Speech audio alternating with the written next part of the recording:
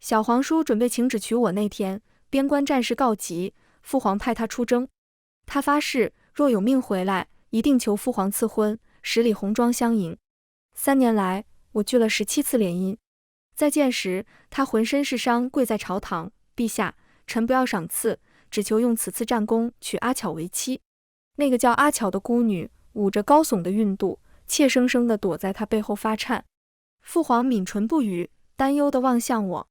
京中人人都知，明月公主娇蛮任性，想要的东西闹得翻天覆地也得拿到手。而我只是垂下眼睑，脸认一礼。见过小皇婶。3年来赐婚的圣旨叠成了小山，我随手抽了一张便下架。大婚当日，他却横刀抢婚，跟我回去，否则你就嫁一具尸体。大家好，欢迎收看皮皮听书。父皇登基前，有9个出生入死的结拜兄弟，裴行之是小9。他年纪轻，武功却最高，几乎带着我长大，称得上我半个师长。我自小便是偏爱他，信任他的。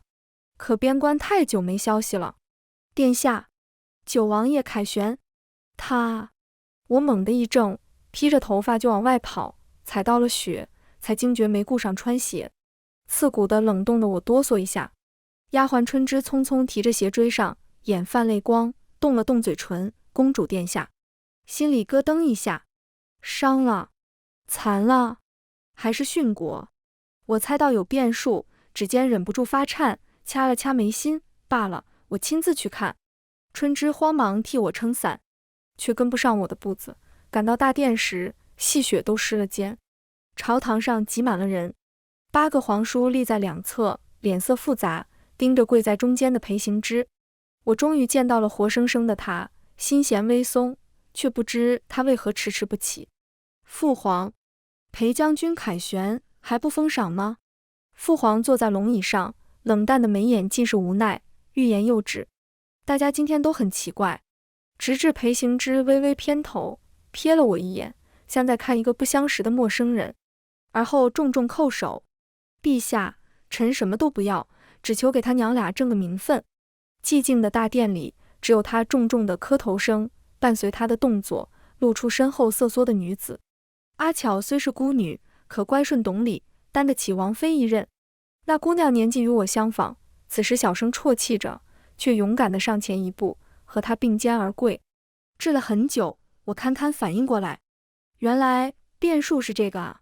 父皇眸子深沉，居高临下，迟迟不下旨，带着愠怒审视他们。裴行之没料到讨个赐婚如此艰难，毕竟我们从未公开心意。可他却不知，若我不曾挑明，那我作为一朝公主，怎会拖着3年不曾婚配？在场的没人敢说话，低着头，却不断有窥探的目光落在我身上，或同情，或忧心，或讥讽，竟给些我不需要的东西。七叔离我最近，靠过来一步，叹息着拍拍我肩头，我侧身躲开他的安抚，视线仍锁定着裴行之。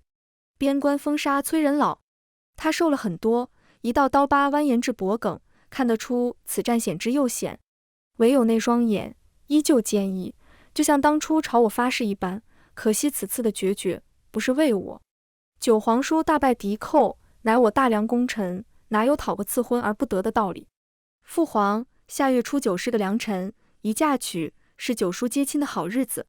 金殿中央，一向杀伐果断的父皇梗塞许久，才疲惫开口下旨：“允了，9一明月的吧。”裴行之再次叩首，谢了隆恩，将颤抖的阿乔搂进怀里，吻了又吻。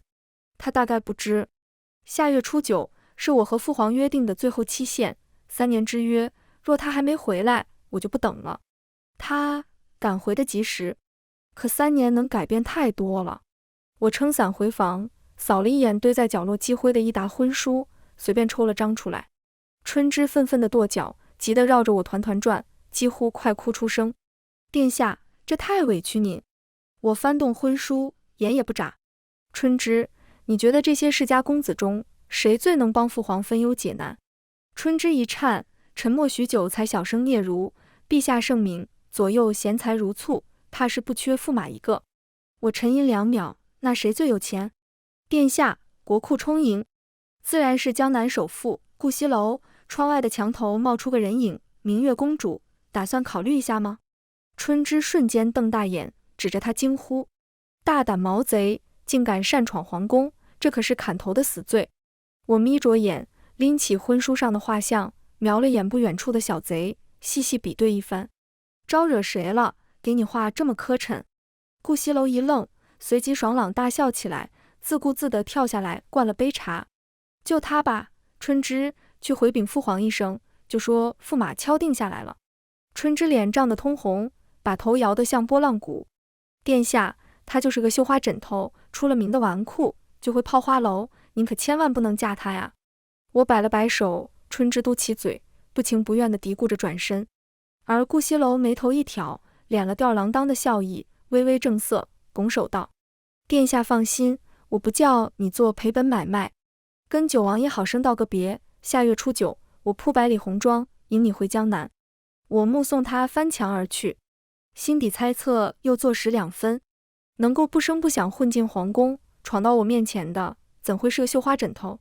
况且他不该知晓下月初9的意义。晚些，我逛到御花园，湖心亭边碰见了贺巧，他隔着老远瞧见了我，热情地招招手，递过来个汤婆子。小侄女，快来暖暖手，你小叔亲自弄的，可舒服。我微微颔首，语气疏离。皇婶，您该唤我一声殿下，毕竟深宫里那点微薄的亲缘，远远比不上君臣关系要紧。他微愣，眸子里引起了雾气，垂着脑袋染上哭腔。对不起殿下，我在塞外长大，无父无母，不懂这些。眼看他膝盖欲弯，我拧着眉刚想上前，脚步却猝不及防一滑，猛地往后仰去，被不知何处窜出来的裴行之捉住手腕，拽了回去，堪堪没变成落汤鸡。跟了我7年的玉镯，却在拉拽过程中磕碰到停住，摔成粉碎，掉进了冰冷的湖里。贺巧像受了惊的小鹿，慌慌忙忙跪下，一个劲磕头赔罪。都怪我，若非我唤殿下过来，也不会差点害您落水。我马上帮您把镯子捡起来。寒冬腊月，他鼓了口气就要往湖里跳，被裴行之揪回怀里护着，一遍又一遍拍着他的后背安抚。不怕，有我在呢。好一会儿，待到怀中人儿不再呜咽，他才望向我，眉间聚起深深的沟壑。明月，你给句准话，阿巧性子倔，你不说原谅的话，他心里过不去这个坎。我静静地望着湖心的涟漪，直到它逐渐平息，心底也没了波澜，却讽刺一笑，扬起眼角。九叔这般心疼，既然想替他出头，那换你跳下去捡如何？裴行之脸上闪过愕然。明月，你不该这么乖张，一个玉镯而已，犯不着志气。他忘了，那是他赠我的吉吉礼，倒显得我狭隘。小皇叔，你不是第一天认识我，我面无表情，你也知道，我向来不是容人的性子。但凡软弱的，在这宫内早被拆斥入腹了。而这套狠绝和硬气，恰恰是裴行之怕我受委屈，手把手教我的。他动作一致，显然也想起了这一点，眸中掠过歉疚，从怀里掏出一串狼牙，附上我手心。你从小就想要的，在边疆攒了3年，总算凑够了。这个算我替阿巧赔罪。我轻轻一笑，小指勾着手串转了2圈，反手丢进了冰湖。硌手的紧，不太合适。裴行之正然，嘴唇翕动了2下，肩线微微颤抖。我等了2秒，仍没听到回应，干脆地转身，丢下一句：小皇叔，与其盼我心胸宽阔，不如劝你的王妃少来招惹我。身后急促的脚步声追了2下，像是意识到什么，又堪堪刹住，停在原地，沉默。晚间接风宴，几位皇叔窥着我神色，说说笑笑地挤着我进去。落座后，人还没齐。我扫了眼空缺的位置，百无聊赖，捡了张喜帕开始绣，也算给顾西楼个薄面。刚绣2针，贺巧就一路小跑过来，凑到我身侧坐下。明月，你还生皇婶的气吗？他扫了眼喜帕，脸色瞬间煞白，勉强挤出个笑。明月有心了，这就开始给我们绣新婚贺礼了，手真巧，不像我，压根不会针线活。不过线脚倒是有些眼熟，似乎在哪见过。我猜出了他的弦外之音。他一再试探，我也懒得藏着掖着，不妨直接捅破了窗户纸。眼熟正常，您替小皇叔日日记的那旧腰带，是我绣的。空气寂静了一瞬，几个皇叔嗅出了不对劲，连忙乐呵呵地打着圆场。贺巧神色难看，强颜欢笑，你们叔侄感情真好，明月以后也要多来府里走动。他红着眼，把衣角攥得皱巴巴。裴行之恰好进来，眸中含着我看不懂的情绪，搂着他护至另一侧，随后挨着我坐下。他瞥了眼喜帕，像是被大红色刺了眼，唇线紧抿。我挪开了些，淡淡提醒：皇叔坐这，怕是不合规矩。我若不坐这，怕也不合你的规矩。一场接风宴，吃得各怀心事。裴行之给贺巧添菜的间隙，也给我夹了一筷子鱼，刺都剔干净了，尝尝。我割了筷子，垂下眼睑擦擦嘴，碰过就脏了，我不喜欢。鱼是这样，人也一样。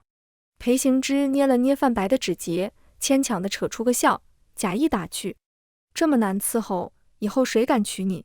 我不在意他的话，毕竟下月初9我们将同日嫁娶。贺巧早已坐不住，捂着肚子蜷缩成一团，身躯微微颤抖。行之，我想回家。好，我带你走。裴行之神情肃然起来，朝父皇拱手示意：陛下，贱内身体不适，臣先带他回去。随即头也不回，离席了为他而设的接风宴。他前脚刚走，便有宫人匆匆来禀报：启禀陛下，江南顾家到了。顾西楼，他来宫宴作甚？带这一箩筐红箱子，又是想闹哪出？老五，你私下邀的吗？五皇叔摇摇脑袋，很是无辜。几位皇叔面面相觑，摸不着头脑。来一亲。我扶着杯沿，抿完最后一口茶。他是我亲自挑的驸马，婚期定在下月初9。明月，你说什么？那小九，闭嘴！二皇叔捂住五皇叔的嘴，堵回他讶异的眼神。明月自有他的分寸。随着父皇笑着赐座，几位皇叔交换了眼神，结伴过去恭贺。顾西楼也笑嘻嘻的一一敬酒。我去外边等你。妥，给我一炷香。和他打完招呼，我悄然离席，准备透个气，角落却传来低声争吵。贺巧弓腰捂着小腹，嗓音委屈，带了点控诉：行之哥哥，我当真没乱吃什么，只尝了2口明月桌上的糕点。裴行之背对我，留下一片阴影，很轻地叹了口气，扶住他双肩：阿乔，你多虑了。依他的脾性，即便要对你动手，也绝不会用这种下作手段。你信他，不信我吗？贺巧骤然提高了声音，哭声更加尖锐起来：裴行之，我在你心里到底算什么？是，她明月公主金枝玉叶，千人疼万人爱，跟你青梅竹马，我比不上她。可我们的3年也是真的，我只有你了，你不能欺负我。他哽咽着扑进他怀里。行之，回京后你就冷淡了很多，告诉我，你心悦季明月对不对？裴行之身形一僵，没了声响，沉默了很久，才哑着嗓回答：没有，我待他只有亲情。那你有种告诉我，昨晚宿在书房，对着他画像到底做了什么？我瞳孔骤缩，猛地掐紧手心，3步并作2步过去，在贺巧惊恐的眼神中，反手就是一耳光。小皇叔惧内，管不住枕边人的嘴，无碍，可若污了皇家颜面，便由我亲自教他何为礼义廉耻。眼见贺巧的脸颊迅速肿起来，裴行之向来沉静的表情终于出现一丝裂痕。我教你那点3脚猫功夫，不是叫你用来欺负皇婶的。他咬紧牙关，布满老茧的手猝然抬起，却颤抖着落不下。我轻笑一声，抬眼将脖梗仰得更高，静静地盯着他愠怒的眼眸。打啊，怎么不敢动手？妄言公主清誉，就是给皇室泼脏水，怎么还需我提醒皇叔吗？裴行之稍稍冷静下来，放下拳头，那你也不该如此过激。非我过激，我淡淡一笑，退后2步拉开距离，指向他后方，未来驸马在呢，我怕他误会。精彩，真是一出好戏。顾西楼笑吟吟地拍了拍手，倒不知九王爷还有秉烛赏花的雅兴，顾某佩服。赏花2字，他特意咬得很重，话里话外都透着一股讽刺。裴行之扫了他一眼，没仔细端详，先带上一丝不屑：驸马，就你？看来我走的这3年，陛下的确疏于管教，竟让公主学会了撒谎，还跟你这种纨绔有交集。顾西楼似乎来了兴趣，高高挑起眉，不怒反笑。恐怕王爷要失策了，我看明月公主就偏爱我这样的。呵，笑话。裴行之冷哼一声，定定望向我。他自幼眼高于顶，目光从来只落在第一身上。你一个远近闻名的草包，连入围都不配。顾西楼耸耸肩，没反驳。要不说凡事莫要太早下定论，何况江南首富也称得上个第一。我无奈摊了摊手，拽着顾西楼掉头就走，将喜帕丢进他掌心。正好没绣2针，你瞧瞧，想要个什么图样？鸳鸯、牡丹还是并蒂莲？他歪了歪脑袋，咧开嘴笑。明月吧，绣一弯明月也成，不愧是花花公子，惯会哄人开心的。公主谬赞，我心昭昭。我木着脸应下来，把喜帕揣回袖中，领着他逛了一段。不久，顾家遣人来催他离开。此后接连几天，宫内外开始张灯结彩，墙头屋角都挂上红绸。大婚前夜，我再次攀上了房顶，远远的望了一眼裴王府，灯火正通明。身后一阵窸窣声，裴行之拎着壶酒，从房檐旁边的树枝翻身而上，3两下窜到我身侧。不请我坐一坐？你来这已是与理不合。他轻笑一声，坐在2步之外，脸色酡红，手脚也不太协调，又自顾自地闷了口酒。你还跟小时候一样，一有心事就往房顶爬，一待就是一宿。小皇叔，我很久没来这了。还是撒了句谎。3年来，每个噩梦失眠的夜晚，我都会来这里，盯着裴王府的方向。屋顶的吱呀，听过我最虔诚的祈祷。等了3年，终于等到王府的灯亮起来，却是庆贺他娶亲了。这是我最后一次来这里。我拍了拍尘土，站起来，明日还得成婚，恕不奉陪了，皇叔。昏暗的天幕下，裴行之一把攥住我的手腕，逐渐缩紧发烫的掌心。你没什么想问我的？他嘴唇微微颤抖，眼眸闪烁，呼吸都喷薄着酒气。说什么都迟了。我抽出手臂，默了默，一脚踹翻酒坛，又朝屋内唤了一声：春枝，送九王爷回府，莫要误了吉时，让皇婶着急了。裴行之烂醉如泥，在春枝的搀扶下，跌跌撞撞往外走，1步3回头。我熄了烛光，盯着窗外，只待天一亮，他娶他的小王妃，我嫁我的纨绔子，自此再无瓜葛。没睡多久，春枝便早早催我起来，替我梳妆打扮。外面敲锣打鼓声渐起，顾家的队伍已经候在了宫门外。收拾完，道了别，便准备上花轿。掀开帘子，却见贺巧一脸惊恐，她捂着小腹，看我身着嫁衣，尖叫着往后躲。来人啊，来人啊！明月公主要抢婚，她这是要害自己的皇婶。我眸子冷下来，春枝眼疾手快，利落地封住她的嘴。呸，这是我家殿下的花轿，你尚未过门，哪来的狗胆血口喷人？贺巧狐疑地打量我一眼，动作滞了滞，很快平静下来，没再反抗，露出个玩味的笑。哟，这要巧，小侄女也今日成亲呀，那是我失礼了，不好意思。不过基于你九皇叔这么多年，说放下便放下吗？他瞥了眼顾家的人，笑得无害。收到我弟的眼色，早就气得牙痒痒的春枝抬手就扇过去2巴掌。贺姑娘，慎言，我家殿下尊你一声皇婶，不代表你能拿辈分压人，凭你肚子里那团肉还不够格。贺巧猛然瞪大眼，你敢让一个下贱的丫鬟打我？我抬手补了1巴掌，意思是劳我亲自动手。年少时，我跟着裴行之练过2招，力道不小，贺巧被打得发髻歪斜，很是狼狈。七叔叹了口气，推着我上轿。大喜的日子，别置气，闹得太难看也不好收场，赶明七叔亲自替你讨回来。够义气，走了。我偏过头，瞧着顾西楼骑在马上，已经急得原地转圈。慌什么？没人跟你抢。顾西楼笑得痞气，二话不说，拦腰抱起我塞进花轿。我看未必，好不容易抢到的宝贝，当然得提防些。七爷，咱们改日再续。驾！他草草跟七叔挥手，抽了2下马鞭，领在前头狂奔起来。花轿倒是稳当，没颠簸一点。前边和贺巧耽误了些时间，我便也懒得管他，由他火急火燎去了。与此同时，裴行之被下人摇醒，掐了掐太阳穴。外面好吵，不是吩咐了迎亲的低调些，一切从简吗？王爷，不是咱的队伍，还有别家娶亲。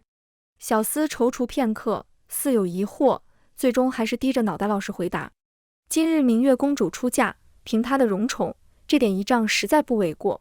你说谁出嫁？裴行之骤然抬眼，瞳孔巨震，前夜的酒瞬间醒了个干净。小厮抖得像筛糠，瑟缩着答话：明月公主下嫁江南顾家。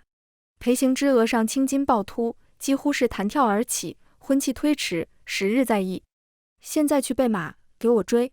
迎亲的队伍一路南下至关隘，春枝匆忙靠过来，手里还抓着信鸽。殿下，七王爷急信，说九王爷醒后逃了婚，抢了匹千里马来追我们。我垂眼理了理喜帕，不妨事。半个时辰后，六皇叔的信鸽扑进。殿下，九爷脚程很快，现在已经追到青松峡了。一炷香后，四皇叔的线人来报：殿下，九爷先翻了拦路的兵马，闯过万剑关了。一盏茶后，春枝正慌忙拆开二皇叔的消息：殿下，九王爷赶到。激烈的马蹄声突起，打断了他的声音。我淡淡的掀开帘子扫了眼，春枝，不用念了，人就在前面。马蹄卷起滔天的尘土，糊了漫天，只能依稀瞧见熟悉的身影。顾西楼果断勒马，停在我旁边，状若遗憾般叹了口气：此路不通啊，看来顾家的马还是比不上战场下来的汗血宝马，是时候换一匹了。我拍了拍他的手背：放心，我既应了嫁你，便不会食言，他来也只是白跑一趟。我自然信你，就是懒得应付而已。九王爷这样的，难缠又麻烦。撩起帘子，顾西楼扶着我下轿。裴行之喘着粗气，抓着缰绳的手绷得死紧，喉头艰难地动了动。明月，别闹了。皇叔，我拎得很轻。你真要嫁他？他肩膀微微垮下来，语气带了些自嘲，尾音都变了调，散在空气中，显得颓然又可笑。我的话从不作假。裴行之脸色沉得发黑，任性也该有个限度，我看陛下也是老糊涂了，竟然放任你嫁个草包。我避开他伸过来的手，平静如古井无波。我早过了任性的年纪，倒是皇叔你，大婚当日抛下未婚妻，不怕皇婶难堪？裴行之眼神微暗，透出些不甘。好，你不开口问，那我告诉你我为什么娶贺巧。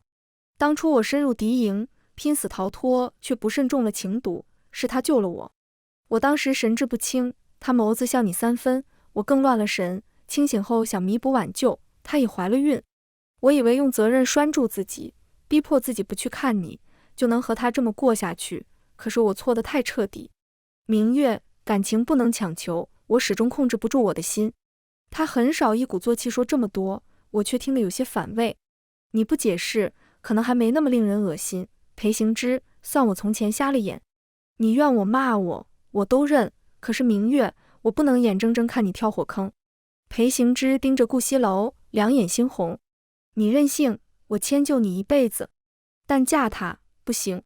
他猝然抽刀，横在顾西楼脖颈，跟我回宫，否则我先杀了他，再打晕你扛回去。顾西楼倒是不慌不忙，他仍旧眯着眼，嘴角噙着笑，任由刀架在脖子上，端地是一副从容不迫，衬得裴行之更加狂躁。瞧着这副嬉笑的皮囊，裴行之怒火中烧，刀刃逼得更紧。疯子！瞥了眼那渗出的血丝，我挪到二人中间，隔开视线，随即迅速抽出发髻的金簪，抵上自己的脑门。小皇叔不妨试试，是你的刀快，还是我的簪子快？我倒想知道，若我出了差池，你该如何跟父皇交代？裴行之面色一滞，声调染上乞求，几乎是崩溃出声。明月，你这是逼我去死？那你现在就去？我笑得发冷，不让一步，空气在对峙中逐渐扭曲。下一秒，顾西楼附上我手背，使了巧劲夺过金簪，乖，别冲动。他揽我至身后，眉眼依然含着笑，敲了敲刀柄问：九王爷怎么刀都拿不稳？不砍人的话，麻烦让道，我跟明月急着回去拜堂呢。裴行之的拳头紧了又松，刀柄都磨出血迹，可终究还是垂了下去。他视线死死锁着我，眼白充血，肩膀抖得不成样子，胡乱抹了把脸后，深吸一口气。来人，把殿下请回去。匣口两侧奔下来一群裴行之的暗卫，全都配着剑。明月公主得罪了。顾西楼悄悄把手背到身后，我扫了一眼，按住他的手势，高声呵斥：慢着！你们吃的是皇粮，效忠的是我龙椅上的父皇，什么时候轮到他裴行之发号施令了？这天下到底是我季家的，你们帮九王爷挟持公主驸马，难道还想造反不成？这顶帽子扣得太狠，暗卫们下意识打了个冷战，哆嗦着不敢动手。顾西楼好整以暇，抬了抬下巴：九王爷，这又是何必呢？他等你3年，凯旋那天，金殿上只等你一句话，陛下就能赐婚，可你呢？张口就是替那娘俩讨名分。凭你的功绩，娶了明月，就算不混迹官场，也是大好前途。可惜你作践了他的真心。裴行之是你负他，所以你今日带不走他。裴行之眼眸下翻涌着可怕的骇浪，却被堵得说不出半个字。顾家的人过来提醒：少爷，莫误了时辰。顾西楼揭开帘子，护着我回花轿，扭头朝裴行之拱了拱手：哎呀，瞧我忘记改口了。话说开了还是一家人，九皇叔若有闲，诚心来贺，喜酒小侄随时给您备着。他翻身上马，吹了个口哨：顾家的，继续跟我走。绕到花轿旁，他放低声音：九王爷，追不上的。我往后瞄了一眼，只见裴行之狂奔几步，被下属叫住了身形。顾少爷，别跟我打哑谜。顾西楼给我重新盖上喜帕，那小姑娘受了打击，一哭二闹三上吊，闹得落了胎，陛下震怒，算了算脚程，擒他的人该到了。果然，只见亲信凑近和裴行之说了什么，他脸色大变，匆忙勒马掉头往皇城的方向走。我眸光微动，带了些探究：顾少爷，消息倒是灵通。不敢当。顾西楼眼角弯得像只狐狸，一点不入流的本事，承蒙殿下亲眼。我后知后觉意识到，顾西楼比我料想的更不简单，手握的人脉怕是遍布整个大梁。从皇城到乡野，从朝廷密心到鸡毛蒜皮，估计都逃不过这位顾公子的眼。能混成江南首富，他是有本事的。笑了笑，我没追问，而是换了个由头挑话：顾爷是聪明人，明人不说暗话。我夏家顾家并非无所图，边疆战乱多年，国库虽不算空虚，可拆东墙补西墙绝非长久之计。作为交换，驸马的名头随你去使，你泡花楼，我绝不插手，也能替你料理好后院的莺燕燕。殿下敞亮，所言正合我意，君想开支，放心交给我。顾西楼眸子很亮，眨了眨，不过顾某还是想替自个辩解一句：泡花楼只是方便掩人耳目，汇集消息。顾某是个商人，对美色兴趣不大，后院有个主母就够了。我心弦微动，再一次端详着眼前人，不得不承认心底的欣赏，还真是个扮猪吃虎的好手。亏着他神色，我轻声笑：我无所谓，就是听起来你有点赔本，能娶到你，怎么都不亏。顾西楼眼中带了点认真，竟不似平时漫不经心的神情。我没再接话，利益互换的姻亲足够牢靠，至于那点若有若无的情谊，勉强算作锦上添花吧。下了花轿，顾西楼不管不顾，背起我跳过火坑，直奔喜堂。殿下舟车劳顿，歇会儿。你确定这合乎礼数？我趴在他背上，哭笑不得，信不信戏折子明天就出新的。他没放手，还掂了掂：无妨，公主金枝玉叶，没人敢编排。那你呢？我这狗啃噬的名声也不差这一点，放宽心，拜完堂你先回去睡，敬酒和应酬交给我就成。我倒也不在意虚礼，点点头，随他去了。劳累半天，我也懒得等这趟洞房，昏昏沉沉的睡过去。次日清早刚起床，没听到戏文唱我俩的闲话，反而是京城传来消息：少主，九王爷他。明月殿下不是外人，说吧。九王爷回去后，当众朝王妃磕头认罪，大家以为他愧疚，收了心，谁曾想他转头就求陛下退婚。王妃本就小产受惊，不堪受辱，直接撞了柱子，太医都没救回来。陛下一气之下罚他驻守边关，无诏不得回京。空气中弥漫着死寂的沉默。下属踌躇着，继续汇报。还有边疆的线人来信，九王妃肚子里未必是皇室血脉，此事须知会九爷一声吗？我掀起眼皮，微微发愣。顾西楼抿了抿唇，叹了口气，挥退他，罢了，人都走了。我没说话，试图捕捉自己的情绪，心湖却没什么波澜。顾西楼领着我在府里转了转，又拜见了爹娘。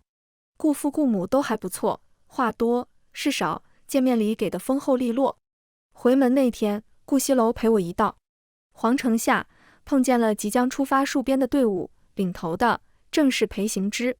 3日不见，他像是老了10岁，眼窝深深凹陷下去，带着无法言说的疲惫。见到我，眸光闪烁了一瞬。明月，如果九皇叔一路顺风。我脸刃，打断了他的话，牵起顾西楼的手往城内走。耳畔北风呼呼咆哮的剧烈，哪来那么多如果呢？不过是数声风笛离亭晚，君向潇湘我向琴。全文完，皮皮听书，感谢您的观看，每天上新精彩小说，喜欢就订阅吧。